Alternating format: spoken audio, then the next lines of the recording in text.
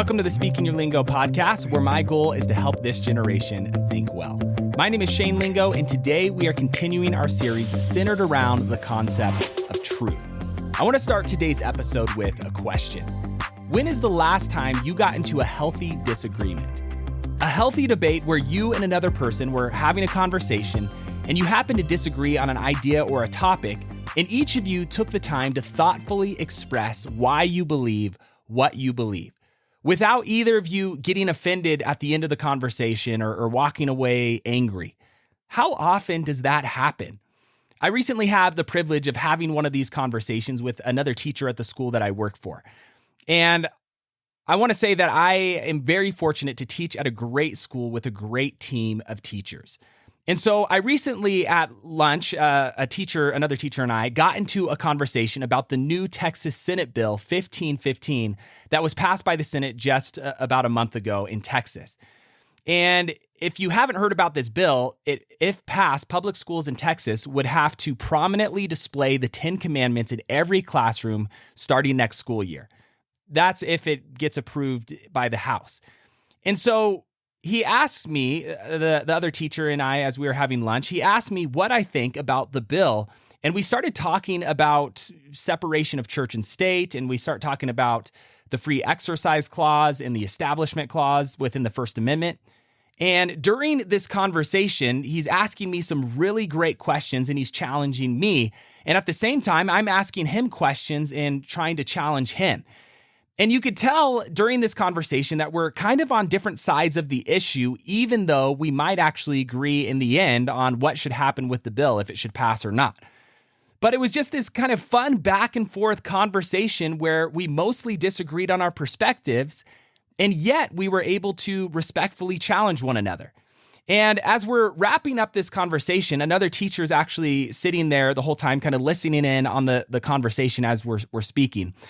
And she expressed how encouraging it was to see a conversation where two people disagreed, but could actually have a healthy debate and share those thoughts in a compelling and respectful way.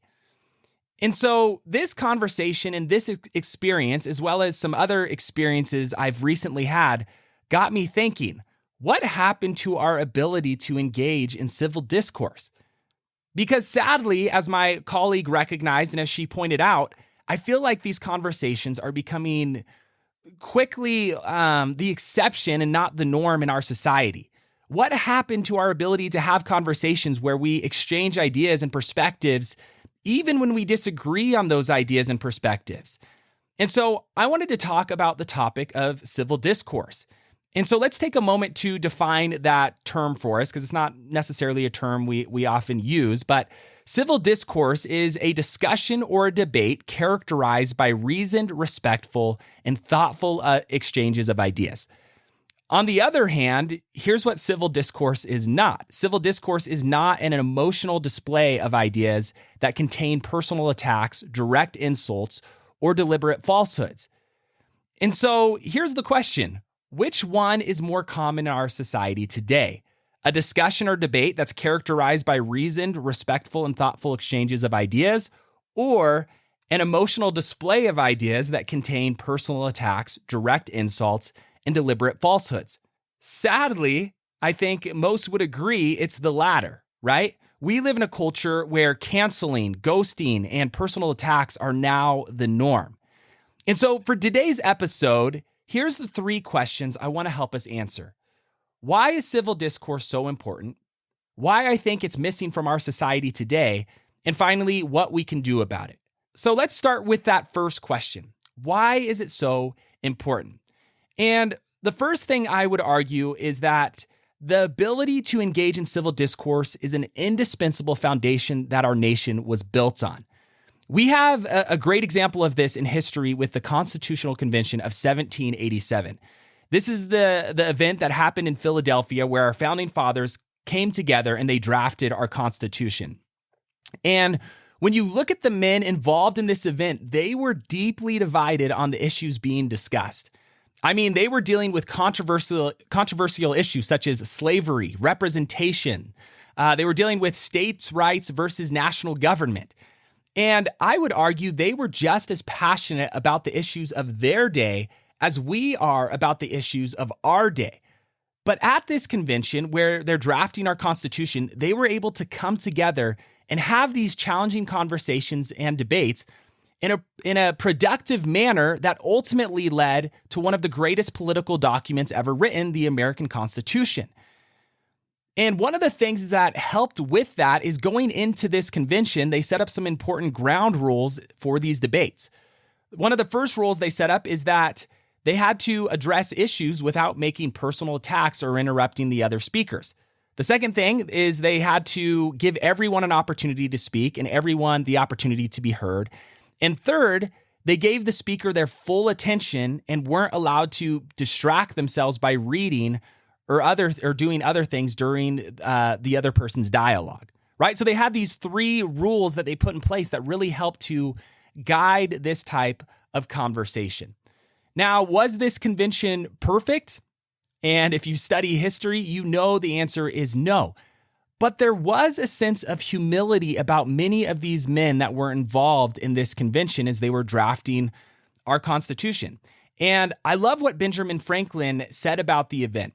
He said, "I confess that there are several parts of this Constitution which I do not at present approve, but I am not sure I shall never approve them.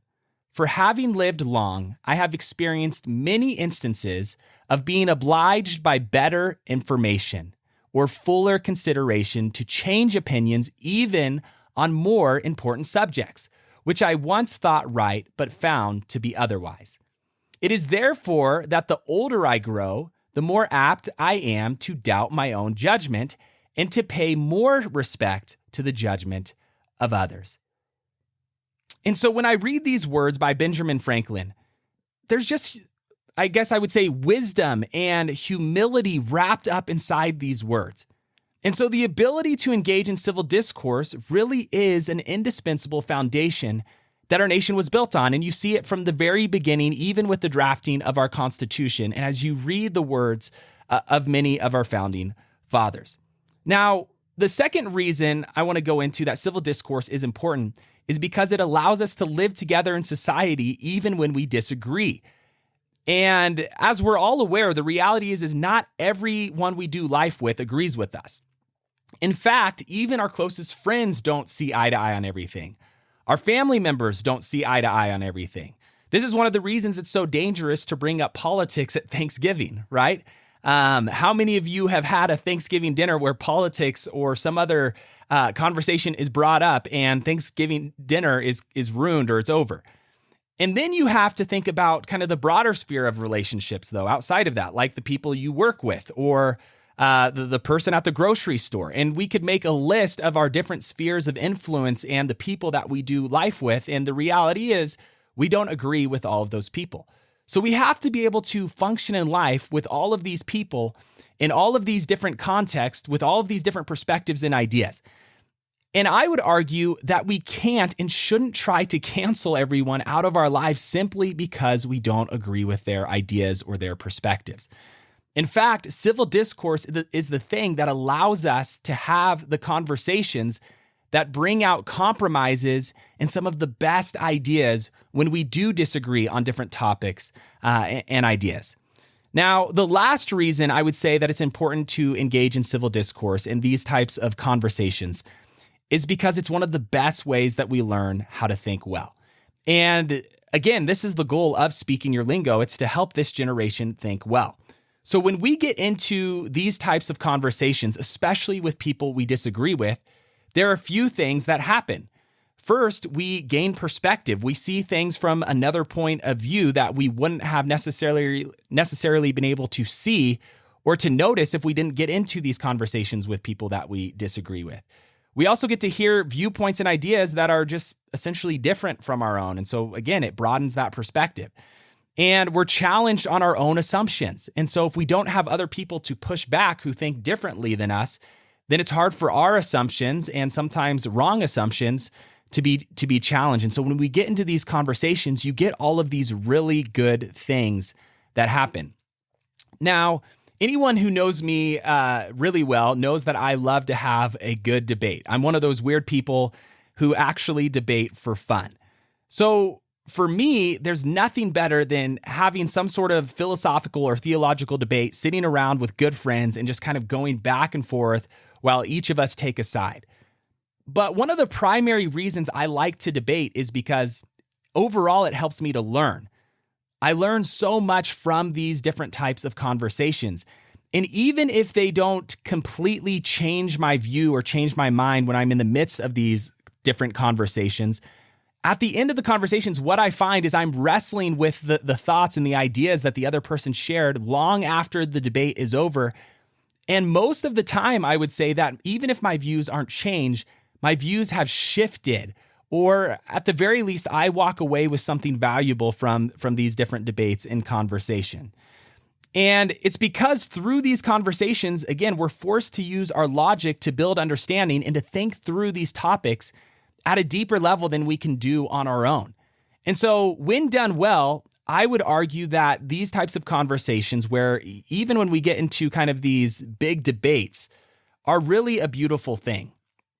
Back when I was in college, a good friend and mentor of mine used to lead our discussions by having us do what he would say, let's have another robust conversation.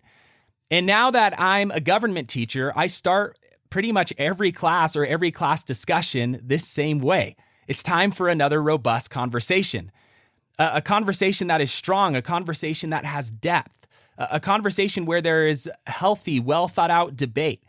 And I often tell my students, I don't care which side of the debate that you land on, but I do care how you got there in your thinking. Was it well thought out? Is it logical? And were you able to express yourself in a clear and compelling way? Now I want to answer a second important question that we need to go into today, which is, what happened to civil discourse in our society? Where did these types of conversations go? And I think there's 4 things that we can look at that have happened within the history of our society that have kind of hindered our ability to have these types of conversations. And so the first is this: we've stopped valuing truth. And again, this is a series that's centered around this idea or topic of truth. In America today, one of the reasons we don't value civil discourse is connected to the fact that we don't value truth. You need at least 2 things, if not more, some of the things that we've talked about in order to have these types of conversations. And 2 of the big ones are humility, which we kind of spoke about when we looked at Benjamin Franklin. But we also need to be seeking and looking for truth. And here's why. When each of us value seeking truth in a conversation, even when we disagree on a subject or a topic, we're at least trying to pull the rope in the same direction. We're at least trying to ask the same kind of questions, even if we come up with different answers to those questions. Truth gives us that common foundation to build on. But as I spoke to in the last episode, in our relativist culture, many people aren't searching for truth anymore. And so this only makes having these types of conversations and finding common ground more difficult. Something I think all of us need to recognize is that one of the reasons we're so challenged by truth, and this is me included, is that it's exclusive. Truth is exclusive by nature, meaning if the truth is one thing, then it often excludes all of the other options out there. So, for example, the truth that Michael Phelps alone has won the most Olympic gold medals of all time, that's an exclusive claim. It means that this is not true of anyone else. And so if someone believes, for example, that Matthew McConaughey has won the most Olympic gold medals of all time, that would be incorrect because the truth excludes that option. It's Michael Phelps. Another example of truth being exclusive by nature is me saying that I am my wife's husband. Now, assuming that we have a monogamous relationship, which we do, that excludes all of the other women from being my wife. Now, the thing is when we speak to ideas like this, that's not narrow-minded, that's just reality. And this is the same even when it comes to religious claims when they are made. So for example, the truth claim in Christianity that Jesus is the only way to God. Is this claim exclusive? Well, yeah, absolutely, right? All truth claims are exclusive. But is this mean or is this narrow-minded? I would say no, it's just a claim about reality. Now, we wouldn't say that any of these views, I don't think, including Michael Phelps being the Olympic champion who's won the most medals of all time, or my wife being my only wife, we wouldn't say that those are narrow or intolerant. We would just say that we think they're true, or some might say they think they're false, depending on where you land. And that's going to exclude all of the other options because when it comes to truth, truth is essentially exclusive by nature. And so this brings me up to the second thing that I think has happened to civil discourse in our society, and this one is a big one. We've redefined the word tolerance, and we've made this false definition an ultimate virtue. One of the greatest challenges to our ability to engage in civil discourse is this modern or relativist view of tolerance that we have. And the modern view of tolerance is this: all views are equally valid and no view is better than another. So think about that for a sec. All views are equally valid and no view is better than another. Here's the challenge. Because of this view of tolerance, if you think someone's opinion is wrong or if you think someone's opinion is incorrect in society today, and you share a concern about an idea, even if it's done in a polite way, you have broken culture's ultimate value and you're often labeled as hateful, or even worse, you're labeled as intolerant. But think about it for a sec. Can this definition of tolerance be true? Are all views equally valid and no view better than another? And what I want to point out is there are some major issues with this view of tolerance. For example, as Greg Kukul points out, the idea that all views are equally valid and no view is better than another is hopelessly contradictory. And here's why. You could also say that if all views are equally valid, then you have to include the view that not all views are equally valid. So when you look at this, if you put this idea back on itself, it kind of falls apart, right? The statement falls apart on its own merit. Or in other words, this view of tolerance is just not coherent, as we talked about that idea of coherence last time. Now, another issue with this modern version of tolerance is that in order for us to tolerate someone, we actually have to disagree with them first. Think about it. We don't need to tolerate someone that we agree with because we already agree with their views. We're already on the same side. There's nothing to tolerate in a conversation like that, or there's nothing to tolerate about a person like that necessarily, right? We agree. We're on the same page. We're already starting on the same level. So we actually need to disagree with someone in order to tolerate them. And this actually brings us to our quote of the day. As always, as I read this, I want you to guess who said it. It's this: tolerance isn't about not having beliefs. It's about how your beliefs lead you to treat people who disagree with you. Take a moment, think about it, guess who said it. If you guessed pastor and theologian Timothy Keller, you are correct.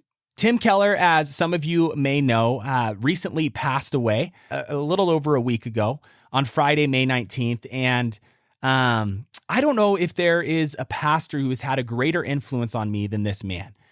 And it's been through reading his books, countless hours of listening to his messages, conversations with friends where his ideas come up and we talk about and study his thoughts together. And although I've never met him in person, it's interesting to feel like I know him. I know him just as well as I know many that I get to spend time with on a regular basis because of the profound impact that he's had on my life, even though I've never met him.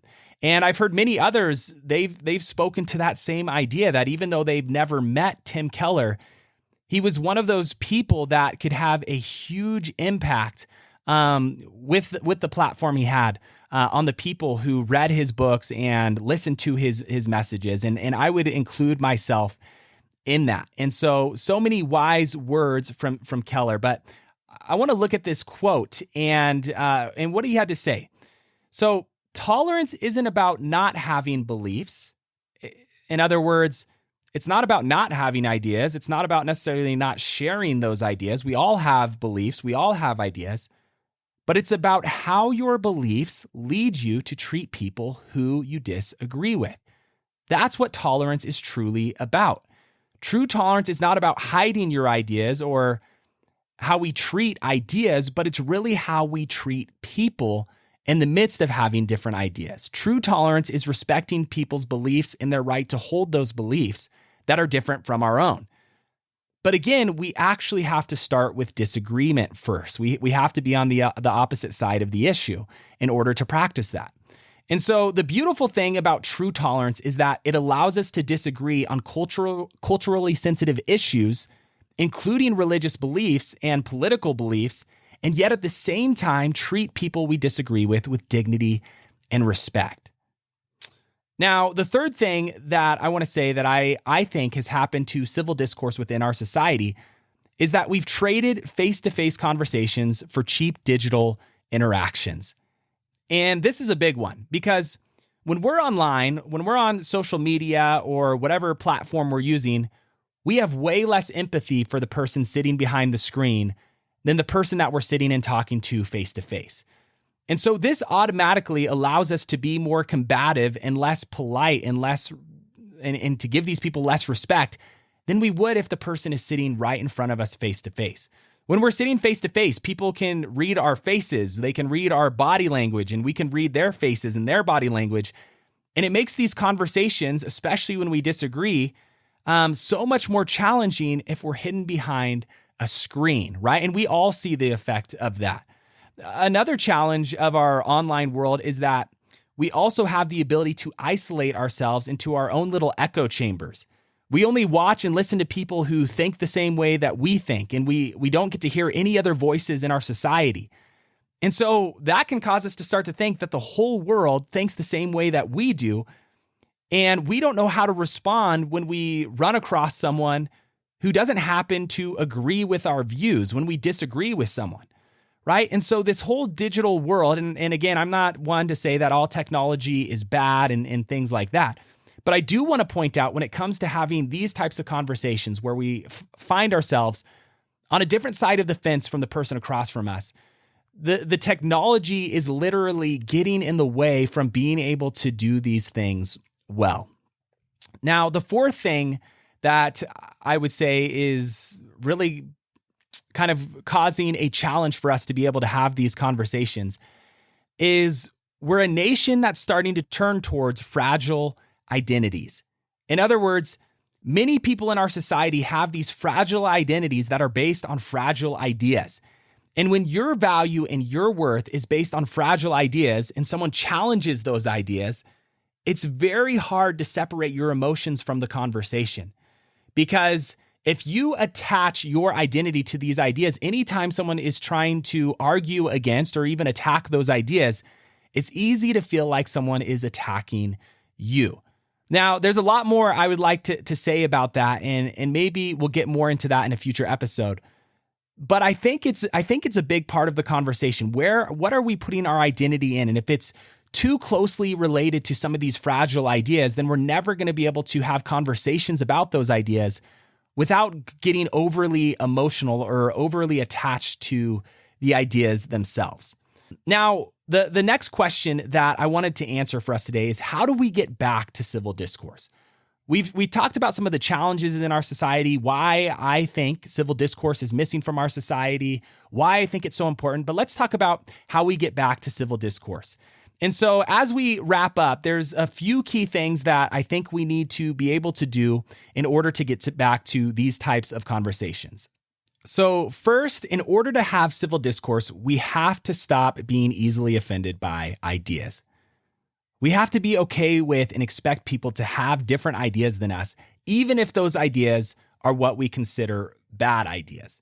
Now, that doesn't mean that we have to like those bad ideas or that we can't argue against those bad ideas, and I think we should, but that people are free to have those ideas and that I don't have to be offended by them.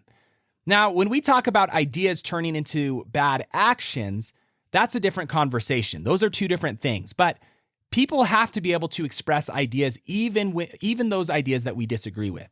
So, for example, as a Christian, I'm not offended by people who don't believe God exists. People are completely free to hold that position, and I have many friends and I know many people that do hold that position. But that position doesn't offend me. That's just the conclusion that they've come to based off of the information that they have. And some of the most amazing conversations I get to have with people are people who disagree with me on fundamental things like that. That's a fundamental belief that I have. And when we have those conversations, again, beautiful things come out of those conversations, even if we don't agree on them. But I don't have to be offended because someone disagrees with those, right? And so there's a lot of ideas that we could go into that we don't necessarily have to be offended by, even if we find someone who is on the opposite side of the fence. Second, in order to have civil discourse, we need to attack ideas and not people. Not all ideas are equal. There are a lot of bad ideas out there. We all agree at least on that, even if we don't agree on what those bad ideas are. But as a society, we have to stop with these personal attacks, because I think that's what we're seeing as more and more common in our society today. And instead of attacking people, we can attack their ideas and still, at the same time, choose to honor the people in those conversations that we disagree with. Third, in order to have civil discourse, we need to learn to ask good questions and listen carefully to the responses. Asking good questions can help us gain understanding in a conversation, and it allows the other person to share their insights.